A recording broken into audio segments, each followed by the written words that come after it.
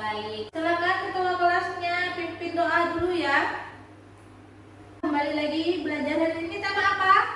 Kemarin sudah Ibu informasikan, kemarin kita belajar tema. Ini temanya apa? Ada yang sudah baca bukunya? Hari ini temanya Kayanya Negeriku.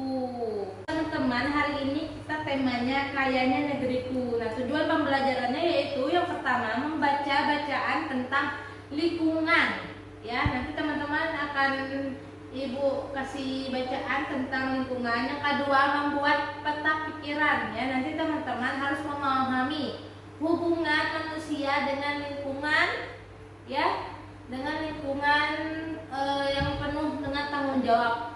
Nah, berikutnya nanti teman-teman ya harus mengamati gambar lingkungan alam. Kemudian membaca teks dan juga mengamati gambar tentang siklus beberapa hewan. Kemudian membaca teks dan juga mengamati tentang sumber energi dan energi air dan juga listrik. Kemudian mengamati gambar pembangkit listrik tenaga air. Ya, kira-kira pengaruh air dan listrik yang ada di rumah kita itu apa saja? Ada yang tahu? Ada yang tahu? Tunjuk tangan. Ya, coba Fikra, apa pengaruh air dan juga listrik yang ada di rumah kita? Yang pertama apa? Pengaruh listrik dulu. Untuk apa sih listrik yang ada di rumah kita? Listrik bisa digunakan untuk menghidupkan air ya. Beberapa kan rumahnya masih menggunakan mesin air. Jadi mesin airnya harus colok ke listrik biar mesin airnya bisa jalan ya. Apalagi lampu, untuk menyalakan lampu, untuk menyalakan kipas angin, untuk menyalakan televisi dan banyak lagi ya fungsi dari listrik. Sekarang coba apa sih fungsinya air? Fungsi air, pasti di rumah teman-teman itu punya air di rumahnya. Kira-kira apa fungsinya? Coba Gania. Fungsi dari air yang ada di rumah itu apa saja? Untuk mencuci, untuk mandi, untuk minum, banyak lagi ya fungsinya ya.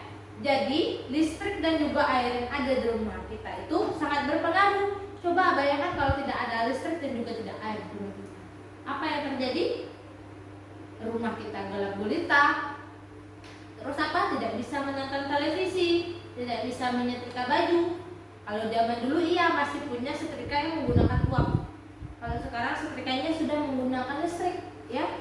Terus kalau tidak ada air, tidak bisa mandi, tidak bisa minum, kehausan dan akhirnya mati. Jadi dua hal ini saja sangat berpengaruh di kehidupan kita.